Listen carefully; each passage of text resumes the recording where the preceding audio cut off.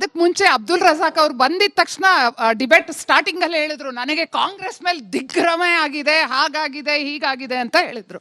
ಯಾಕೆ? ನಮ್ಮ ಸಮುದಾಯದವರು ಒಬ್ರಿಗೆ ಟಿಕೆಟ್ ಕೊಟ್ಟಿಲ್ಲ ಅಂತ. ಆ ಟಿಕೆಟ್ ತಪ್ಸಕ್ಕೆ ಇದರಲ್ಲಿ ಟಿವಿಲೆಲ್ಲ ತೋರಿಸಿದ್ದಾರೆ. ಯಾರು? ರಿಜ್ವಾನ್ ಸರ್ ಅವ್ರ ಜೊತೆ ಇನ್ನೊಬ್ರು ಯಾರೋ ಹೋಗಿದ್ದಾರೆ. ಹಂಗಂದ್ರೆ ನಾನ್ ಕೇಳೋದು, ಕಾಂಗ್ರೆಸ್ ಅವರು ಆ ಟಿಕೆಟ್ನ ಮಾರ್ಬಿಟ್ರ ಒಂದು ಫ್ಯಾಮಿಲಿಗೆ? ಈಗ ಕುಟುಂಬಕ್ಕೆ ಕೊಟ್ಟಿದ್ದಾರೆ ಅಂತ ಹೇಳ್ತಾರಲ್ಲ, ಹೌದು. ಕಾಂಗ್ರೆಸ್ನಲ್ಲಿ ಬಹಳ ಕುಟುಂಬರು, ಯಾಕಂದ್ರೆ ರಾಜಕೀಯ ಪರಂಪರೆ ಹಂಗೆ ಬಂದಿದೆ, ತುಂಬಾ ಜನ ಕುಟುಂಬಗಳು ಕೊಟ್ಟಿದ್ದೀವಿ. ನಾನು ಕೇಳ್ತೀನಿ, ಬಿಜೆಪಿಯವರು ಕೂಡ ಯಡಿಯೂರಪ್ಪನ ಮಗ ಅಲ್ವಾ ವಿಜಯೇಂದ್ರ? ರಾಘವೇಂದ್ರ ಯಡಿಯೂರಪ್ಪನ ಮಗ ಅಲ್ವಾ? ಅವ್ರ ಕುಟುಂಬದವರಲ್ವಾ? ನೋಡಿ, ರಾಜಕಾರಣ ಅನ್ನೋದು ಯಾರ್ಯಾರು ಪರಿಚಿತರ ನಾವು ಯಾವತ್ತೂ ಟಾರ್ಗೆಟ್ ಮಾಡಿರಲಿಲ್ಲ. ನಿಮ್ಮ ಕುಟುಂಬ ಕೊಡ್ತೀರಾ ನಾವು ಯಾವತ್ತೂ ಹೇಳಿರಲಿಲ್ಲ.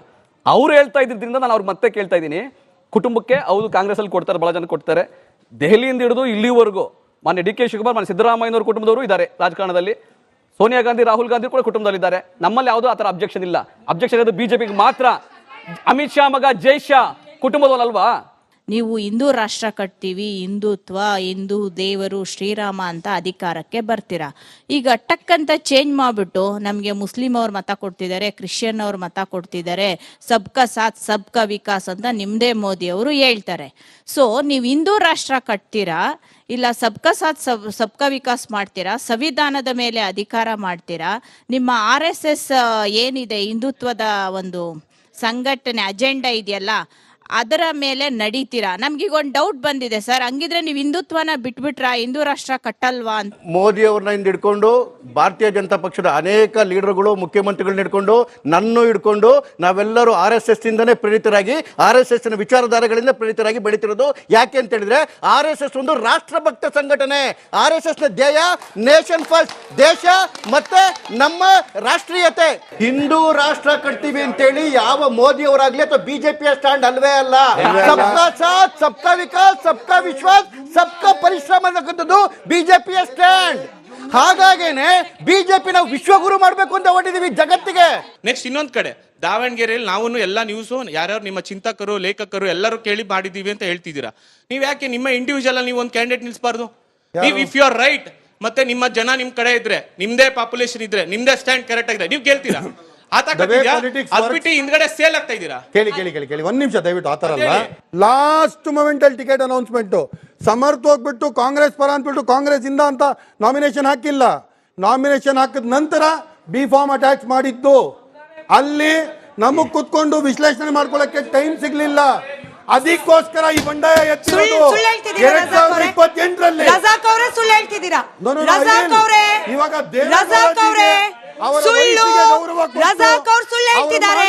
ಅವರು ಕೂಡ ನಾಮಿನೇಷನ್ ಫೈಲ್ ಮಾಡಿದ್ರು. ಅವ್ರ ಮಾತ್ ಮೇಲೇನೆ ಇದ್ರು.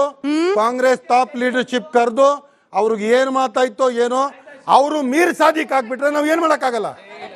ಅವರು ಮೀರ್ ಸಾದಿಕ್ ಆಗ್ಬಿಟ್ರೆ ನಾನೇನ್ ಮಾಡಕ್ಕಾಗಲ್ಲ. ಮೀರ್ ಸಾದಿಕ್ಕು ಮುಸಲ್ಮಾನನೇ. ಲಾಸ್ಟ್ ಮೊಮೆಂಟ್ ಅಲ್ಲಿ ಒಂದಿನ ಮುಂಚೆ ದೇವ್ರು ಬಂದು ಹೇಳಿದ್ರು ನಾನು ಹಿಂದೆರಿಯಲ್ಲ ಅಂದವರು ಮುಂದಿನ ದಿನ ಅವರು ಮೀರ್ ಸಾದಿಕ್ ಹಾಕ್ಬಿಟ್ರು. ನಾವೇನ್ ಮಾಡೋದು? ಅವರೆಲ್ಲ ಕಾಂಗ್ರೆಸ್ಗೆ ಕಟ್ಟ ಕಾಂಗ್ರೆಸ್ನವ್ರಿ. ಅವ್ರಿಗೆ ಕೊಡ್ಬೇಕಾಗಿತ್ತು ಟಿಕೆಟ್, ಕೊಡ್ಬೇಕಾಗಿತ್ತು, ಅವಕಾಶ ಬೇರೆ ಸಿಗುತ್ತೆ. ಕೇಳ್ರಿ, ಅವಕಾಶ ಬೇರೆ ಸಿಗುತ್ತೆ. ನೋಡ್ರಿ, ಅವಕಾಶ ಸಿಕ್ಕಿಲ್ಲ, ಬೇರೆ ಅವಕಾಶ ಸಿಗ್ತದೆ. ಆ ಅವಕಾಶ ಸಿಕ್ಕಿಲ್ಲ, ಬೇರೆ ಅವಕಾಶ ಸಿಗ್ತದೆ. ಅದು ಕಾಂಗ್ರೆಸ್ ಪದ್ಧತಿ. ಕೊಡ್ಬೇಕಾಗಿತ್ತು ಟಿಕೆಟ್. ಕಾಂಗ್ರೆಸ್ ಪದ್ಧತಿ. ಯಾರ ಬಿಜೆಪಿ ಟ್ರೋಲ್ ಸರ್ವೆ ಮಾಡೋರು ಸರ್ವೆ ಮಾಡಿಸ್ಬೇಕಾಗಿತ್ತು. ಟೈಮ್ ಇತ್ತಲ್ಲ ನಿಮ್ಗೆ, ಡಿಸೆಂಬರ್ ಇಂದ ಇದುವರೆಗೂ ಟೈಮ್ ಇತ್ತಲ್ಲ. ಅದೇ ಸರ್ವೆ ರೀ, ಅದೇ ಸರ್ವೆಗೆ ಟಿಕೆಟ್ ಕೊಟ್ಟಿರೋದು. ಇಲ್ಲಿ ಸಬ್ಕಾ ಸಾಥ್ ಸಬ್ಕಾ ವಿಕಾಸ್ ಅಂತ ಹೇಳ್ಬಿಟ್ಟು ಹೇಳ್ಕೊಂಡು ಹೋಗ್ತಾ ಇದೆಯಲ್ಲ. ಬುಲ್ಡೋಜರ್ ಸರ್ಕಾರ ನಿಮ್ ಬಿಜೆಪಿ ಮಾತಾನೆ ಮುಸ್ಲಿಂ ಅವ್ರಿಗೆ ಮಾತ್ರ ನಿಮ್ಗೆ ಕಷ್ಟ ಕೊಡೋಕಿರೋದು. ಮುಸ್ಲಿಂ ಅವ್ರಿಗೆ ಮಾತ್ರ ನಿಮ್ಗೆ ಸಹಾಯ ನಿಮ್ಗೆ ಸಿಗ್ತಾ ಇದೆ ಕೈಗೆ. ಬುಲ್ಡೋಜರ್ ಅತಿಕ್ರಮಣ ಯಾವಾಗ ಆಗುತ್ತೆ ಅಂತ ಹೇಳಿದ್ರೆ, ಯಾರು ಸರ್ಕಾರಿ ಜಾಗವನ್ನು ಅತಿಕ್ರಮಣ ಮಾಡಿ ಕಟ್ಕೊಂಡಿರ್ತಾರೆ ಅವರನ್ನ ಅದರ ಮೇಲೆ ಮಾಡಬೇಕು ಅಂತ ಹೇಳಿ ಈವನ್ ರೂಲ್ಸ್ಗಳೇ ಇದೆ. ಹಾಗಾಗಿ ಅದು ಕೇವಲ ಉತ್ತರ ಪ್ರದೇಶ, ಉತ್ತರಾಖಂಡ, ಅಸ್ಸಾಂ ಎಲ್ಲ ಆಗುತ್ತೆ. ಮೊದಲನೇದು. ಎರಡನೇದು, ಕೇವಲ ಮುಸಲ್ಮಾನರಲ್ಲಿ ಜಾಸ್ತಿ ಆಗಲ್ಲ. ಮುಸಲ್ಮಾನರು, ಹಿಂದೂಗಳು ಯಾರೇ ಅತಿಕ್ರಮಣ ಮಾಡಿದ್ರು ಕೂಡ ಅದು ಬುಲ್ಡೋಜರ್ ಆಗೇ ಆಗುತ್ತೆ. ಜಾಸ್ತಿ ಅತಿಕ್ರಮಣ ಮಾಡಿರೋ ಕಳ್ಳರಾದ್ರಿಂದ ಸ್ವಲ್ಪ ನಿಮ್ಗೆ ಕಾಣಿಸುತ್ತೆ ಅಷ್ಟೇ, ಬಿಟ್ರೆ ಎಲ್ಲರ ಮೇಲೆ ಬುಲ್ಡೋಜರ್ ಆಗುತ್ತೆ. ನನ್ನ ಪ್ರಶ್ನೆ ಗೌಡ್ರಿಗೆ ಈ ಪ್ರಶ್ನೆ ನಾನು ಕೇಳಕ್ ಬೇಜಾರಾಗ್ತಿದೆ, ಯಾಕಂದ್ರೆ ನಾನು ಕಾಂಗ್ರೆಸ್ಸಲ್ಲಿ ಇರೋವಂಥವಳು. ಪ್ರಭಾ ಮಲ್ಲಿಕಾರ್ಜುನ್ ಅವರು ಒಂದು ಮಾತು ಹೇಳಿದ್ರು, ಎಲ್ಲ ಯುವಕರಿಗೆ ಅವಕಾಶ ಕೊಡಬೇಕು ಅಂತ. ಒಂದು ವೇಳೆ ಅವರಿಗೆ ಅವಕಾಶ ಕೊಡಲೇಬೇಕನ್ನಂಗಿದ್ರೆ ಅವ್ರದ್ದು ಗಂಡನೋ ಅಥವಾ ಹೆಂಡತಿನೋ ರಿಸೈನ್ ಮಾಡಿಬಿಟ್ಟು ಕೊಡಿಸ್ಬೋದಿತ್ತು. ಅವರು ಸರ್ಕಾರಕ್ಕೆ ಇಲ್ಲ ಗೌರ್ಮೆಂಟಿಗೆ ನಮ್ಮ ಇವರಿಗೆ ತಿಳಿಸ್ದೆ, ಲೀಡರ್ಗಳಿಗೆ ತಿಳಿಸ್ದೆ ಅವರು ನಾಮಿನೇಷನ್ ಮಾಡಿದ್ದಾರೆ, ಬಿ ಫಾರ್ಮ್ ಕೊಡದೆ. ಅದೇ ಏನಾದ್ರು ನಮ್ಮ ಲೀಡರ್ಗಳು ಯಾರಾದ್ರೂ ಒಂದು ಮುಸ್ಲಿಂ ಸಮುದಾಯದವ್ರು ಮಾಡ್ತಿದ್ರೆ ಕೊಡ್ತಿದ್ರ ಸರ್ ಅವರಿಗೂ? ಈಗ ಈಗ ಈಗ ನೋಡಿ, ಉಚ್ಚಾಟನೆ ಮಾಡ್ತಿದ್ರು. ಅಲ್ಲಿ ಇಬ್ರು ಏನು ನಾಮಿನೇಷನ್ ಹಾಕಿದ್ರು. ಆಯ್ತು, ಪ್ರಶ್ನೆ ಆಯ್ತು ನಿಮ್ದು. ಅಲ್ಲಿ ಇಬ್ರು ನಾಮಿನೇಷನ್ ಮಾಡಿದ್ರು. ಒಂದು ನಮ್ಮ ಪೈಲ್ವಾನ್ ಅವರು, ಆಯ್ತು ಕೇಳಿಸ್ಕೊಳ್ಳಿ, ಅಲ್ಲಿ ಅರ್ಜಿ ಹಾಕಿದಾಗ ಇಂಡಿಪೆಂಡೆಂಟ್ ಬಂದಿರಲಿಲ್ಲ. ಫಸ್ಟ್ ನಾಮಿನೇಷನ್ ಮಾಡಿದಾಗ ಇಂಡಿಪೆಂಡೆಂಟ್ ಬಂದಿಲ್ಲ, ಬಿ ಫಾರ್ಮ್ ಆಮೇಲೆ ಕೊಡುವಂಥದ್ದು. ಇಬ್ರು ಹಾಕಿದ್ರು. ಆದರೆ ಅಲ್ಲಿನ ಕಾರ್ಯಕರ್ತರು 99% ಕಾರ್ಯಕರ್ತರು, ಈವನ್ ಅಲ್ಪಸಂಖ್ಯಾತ ಕಾರ್ಯಕರ್ತರು ಕೂಡ ಸಮರ್ಥಕ್ಕೆ ಕೊಡಿ, ಆ ಕುಟುಂಬದಲ್ಲಿ ನಮ್ಮ ಋಣ ಇದೆ, ನಮ್ಮ ಪ್ರೀತಿ ವಿಶ್ವಾಸ ಇದೆ ಅಂತ ಹೇಳಿ ಹೇಳಿದಕ್ಕೋಸ್ಕರ ಅವರ ಒಪಿನಿಯನ್ಗೆ ಆ ಟಿಕೆಟ್ ಕೊಟ್ಟಿದ್ದಾರೆ. ಆದರೆ ಅಲ್ಲಿ ಅಲ್ಪಸಂಖ್ಯಾತರಿಗೆ ಏನು ಅವಕಾಶಗಳಿಲ್ಲ ಅಂತಿಲ್ಲ. ಯಾವ ಅವಕಾಶ ಅವ್ರಿಗೆ ಅಲ್ಲಿ ವಂಚಿತರಾಗಿದ್ದಾರೆ, ಯಾವ ಅವಕಾಶ ಅವ್ರಿಗೆ ಎಮ್ ಎಲ್ ಎ ಟಿಕೆಟ್ ಕೂಡ ಸಾಧ್ಯ ಆಗಿಲ್ಲ. ಇನ್ನು ಅದಕ್ಕಿಂತ ದೊಡ್ಡ ಅವಕಾಶಗಳನ್ನ ಪಕ್ಷ ಕೊಡುತ್ತೆ, ಸದಾ ಕೊಟ್ಟಿದೆ, ಇನ್ನೇನು ಕೊಟ್ಟಿದೆ, ಇವತ್ತು ಕೊಡುತ್ತೆ, ನಾಳೆನೂ ಕೊಡುತ್ತೆ. ಸರ್, ದಾವಣಗೆರೆ ಉಪಚುನಾವಣೆಯಲ್ಲಿ ನಾವು ನಿಮ್ಮ ಸ್ವಾಭಿಮಾನವನ್ನು ನಿರೀಕ್ಷೆ ಮಾಡಬಹುದಾ? ಮಾಡ್ಬೋದು. 100ಕ್ಕೆ 100, ಬಿಜೆಪಿ ಸೋಲಿಸ್ತೀವಿ. 100ಕ್ಕೆ 100 ತಕ್ಕವಾದ ಪಾಠ. ನಿಮ್ಮ ಪಕ್ಷೇತರ ಅಭ್ಯರ್ಥಿಗೆ ಪಾಠ 100ಕ್ಕೆ 100. ನಿಮ್ಮ ಪಕ್ಷೇತರ ಅಭ್ಯರ್ಥಿಗೆ ನೀವು ಮತ ಹಾಕ್ತೀರಾ? ನಮ್ಮ ಸಮುದಾಯದ ಬಗ್ಗೆ ಅವ್ರ ಮಾತು ಹೇಳ್ತೀನಿ. ಹಿಜಾಬ್ ವಿಷಯದಲ್ಲಿ ಹೈಕೋರ್ಟ್ ಒಂದು ವರ್ಡಿಕ್ಟ್ ಅನ್ನ ಕೊಡ್ತು. ಅದನ್ನ ವಿರೋಧಿಸಿ ಒಂದು ಪ್ರತಿಭಟನೆ, ಪ್ರೊಟೆಸ್ಟ್ ಅಂತ ಕರ್ನಾಟಕ ರಾಜ್ಯ ಬಂದ್ ಅಂತ ಕೇವಲ ಒಂದು ಧರ್ಮಗುರುಗಳು ಹೇಳಿದ್ದು.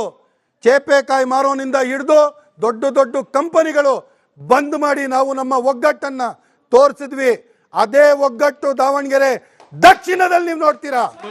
ಯಾಕೆಂದ್ರೆ ಅದು ಕೂಡ ಧರ್ಮಗುರುಗಳಿಂದನೇ ಬಂದಿರೋದು. ಇದು ನಮಸ್ತೆ. ಇದು ಕೇವಲ ಒಬ್ಬ ನಾಯಕನ ವಿಷಯ, ನಮ್ಮ ಸ್ವಾಭಿಮಾನದ ವಿಷಯ. ಇವತ್ತು ಈ ಪಾಠ ಕಲ್ಸಿದ್ರೆ 30 ಟಿಕೆಟ್ ಕೊಡ್ಬೋದು ನಾವು ಈ 2028ರಲ್ಲಿ. ಅದಕ್ಕೋಸ್ಕರ ಈ ಹೋರಾಟ. ಸರ್ ನಮಸ್ತೆ, ನನ್ನ ಪ್ರಶ್ನೆ ನಿಮ್ಗೇನೆ. ನಾನು ವಿಜಯ್ ಅಂತ, JDS ಕಾರ್ಯಕರ್ತ. ನೀವು ಹೇಳಿದ್ರೆ 2023ರಲ್ಲಿ ನಮ್ಮ ಮುಸ್ಲಿಂ ಅವರೆಲ್ಲ ಸೇರಿ ಕಾಂಗ್ರೆಸ್ಗೆ ವೋಟ್ ಹಾಕ್ದು, ಸೊ JDSಗೆ ನಾವು ಹಾಕ್ಲಿಲ್ಲ ಅಂತ ಹೇಳ್ದು. ಬಟ್ ಆ ಟೈಮಲ್ಲಿ ನಾವು JDS ಅವರು ನಿಮಗೆ 23 ಸೀಟು ಕೊಟ್ಟಿದ್ರು ಎಲೆಕ್ಷನ್ ನಿಲ್ಲಕ್ಕೆ. ಅದೇ ಕಾಂಗ್ರೆಸ್ ಅವ್ರು ಕೊಟ್ಟಿದ್ದು ಕೇವಲ 15 ಸೀಟು. ಮತ್ತೆ ರಾಜ್ಯಾಧ್ಯಕ್ಷರು ಕೂಡ ನಮ್ಮ ಮುಸ್ಲಿಂ ಮುಖಂಡರೇ ಆಗಿದ್ರು, ಉಪಮುಖ್ಯಮಂತ್ರಿ ಮಾಡ್ತೀವಿ ಅಂತಾನೂ ಹೇಳಿದ್ರು. ಆದ್ರೂ ಕೂಡ ನೀವು ಯಾಕೆ ನಮ್ಮ JDSಗೆ ನೀವು ವೋಟ್ ಹಾಕ್ಲಿಲ್ಲ? ಮತ್ತೆ ಈಗ ಏನಾಗಿದೆ, ನೀವು ಒಂದ್ ಪಕ್ಷದ ಮೇಲೆ ಡಿಪೆಂಡ್ ಆಗ್ಬಿಟ್ಟಿದ್ದೀರಾ. ಸೊ ಈಗ ಮುಸ್ಲಿಮರಿಗೆ ಸ್ವಾಭಿಮಾನನೇ ಇಲ್ದಂಗೆ ಆಗ್ಬಿಟ್ಟಿದೆ. ಕಾಂಗ್ರೆಸ್ ಅವ್ರು ಹೇಳ್ದಂಗೆ ಕೇಳ್ಕೊಂಡಿರ್ಬೇಕಷ್ಟೇ ನೀವು. ನಾವು ಕುಮಾರಣ್ಣನ ಮತ ಕೊಟ್ಟಿದ್ರೆ ಕುಮಾರಣ್ಣ ಓಡಿ ಹೋಗಿ ಬೆಲ್ ರೋಡ್ ಅಲ್ಲಿ ಯಡಿಯೂರಪ್ಪ ಮನೇಲಿ ಕೂತ್ಕೊಳ್ತಾ ಇದ್ರು, ನನಗೆ ಮುಖ್ಯಮಂತ್ರಿ ಮಾಡಿ ನಾನು ನಿಮ್ಗೆ ಬೆಂಬಲ ಕೊಡ್ತೀನಿ ಅಂತ. ಅದಾಗಬಾರ್ದು ಅಂತ ಕಾಂಗ್ರೆಸ್ ಕೊಟ್ಟಿದ್ದು. ನಾವ್ ಯಾವತ್ತಿಗೂ ದ್ರೋಹ ಮಾಡಲ್ಲ. ಇವಾಗ ಬಸವನಗುಡಿ ಇದು ಬೆಂಗಳೂರು ದಕ್ಷಿಣ ಬಂದು ಒಂದೇ ಕುಟುಂಬಕ್ಕೆ ಕೊಡ್ತೀರಾ ಅಂತ ಹೇಳ್ತಾ ಇದ್ದಾರೆ. ಅಲ್ಲೂ ಕುಟುಂಬ ರಾಜಕೀಯ ನಡೀತಾ ಐತೆ. ಯಾಕೆ ರವಿ ಸುಬ್ರಹ್ಮಣ್ಯಂ ಅವರು ತೇಜಸ್ವಿ ಸೂರ್ಯ ಅವರ ಚಿಕ್ಕಪ್ಪನ ಮಗ ಅಲ್ವಾ?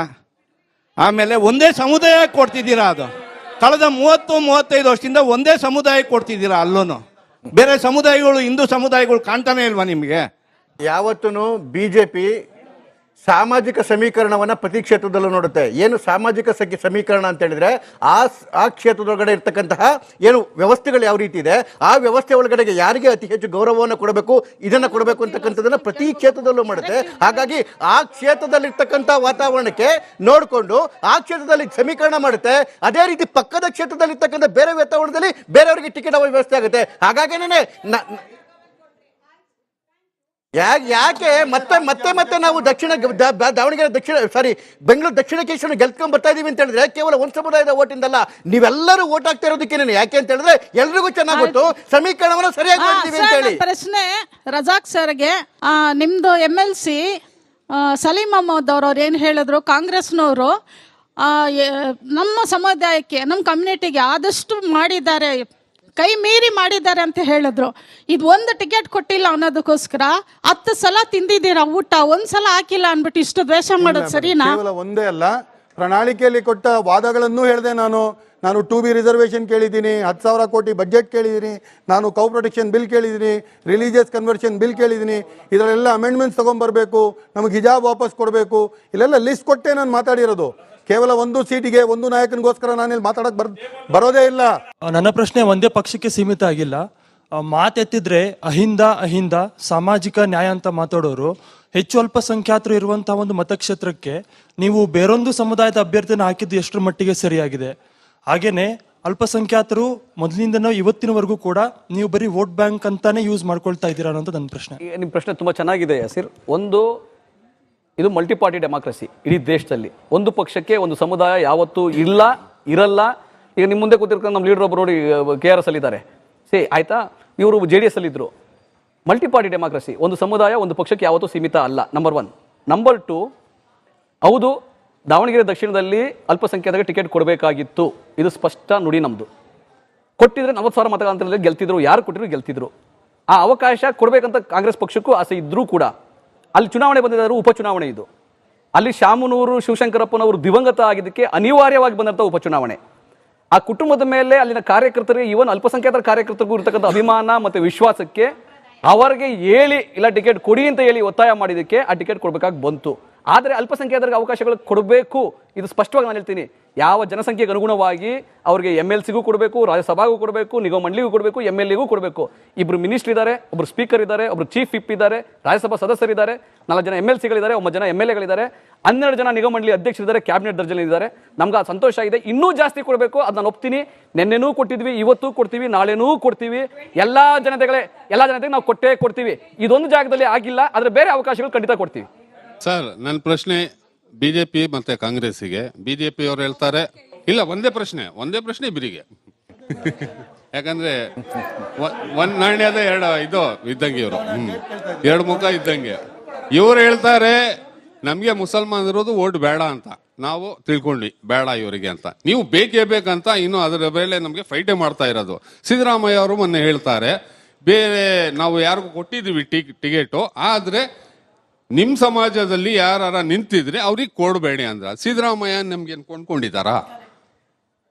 ಈಗ ಅವ್ರು ಹೇಳ್ತಾರೆ, ಚುನಾವಣೆಗೆ ಹೇಳ್ತಾರೆ ನೀವು ಚುನಾವಣೆಗೆ ಸಮುದಾಯ ಹೇಳ್ಬಾರ್ದು ಸರ್. ದಯವಿಟ್ಟು ಒಂದ್ ನಿಮಿಷ, ದಯವಿಟ್ಟು ಸರ್, ಸಮುದಾಯ ಹೆಸರು ತಗೊಂಡು ಹೇಳ್ಬಾರ್ದು. ನೀವೆಲ್ಲ ನಮ್ಗೆ ಸಹಕಾರ ಕೊಡಿ, ಆಶೀರ್ವಾದ ಮಾಡಿ ಅದು ಹೇಳ್ಬೋದು. ಸಮುದಾಯ ಅಂದ್ಮೇಲೆ ಒಂದ್ ಸಮುದಾಯ, ನಾವು ಮುಸಲ್ಮಾನ್ ಸಮುದಾಯ.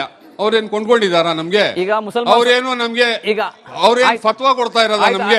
ನಿಮ್ಗೆ ಅರ್ಥ ಆಯ್ತು, ನಿಮ್ ಪ್ರಶ್ನೆ ಅರ್ಥ ಆಯ್ತು. ನೋಡಿ, ಅವರು ರಾಜಕೀಯವಾಗಿ ಒಂದ್ ನಿಮಿಷ, ಈಗ ನೀವು ಎಲ್ಲ ನಡೆದಲ್ಲಿ ನಿಮಗೆ ಮಲ್ಟಿಪಾರ್ಟಿ ಡೆಮಾಕ್ರಸಿ, ಯಾರು ಬೇಕಾದ್ರೂ ಓಟ್ ಹಾಕ್ಬೋದು, ಎಲ್ಲ ಇಂಡಿವಿಜುವಲ್, ಎಲ್ಲರಿಗೂ ಅವರ ಸ್ವಾತಂತ್ರ್ಯ ಇದೆ, ಅವ್ರಿಗೆ ಹಕ್ಕಿದೆ, ಅವರ ನಿರ್ಧಾರ ಮಾಡೋ ಶಕ್ತಿ ಸಾಮರ್ಥ್ಯ ಇದೆ.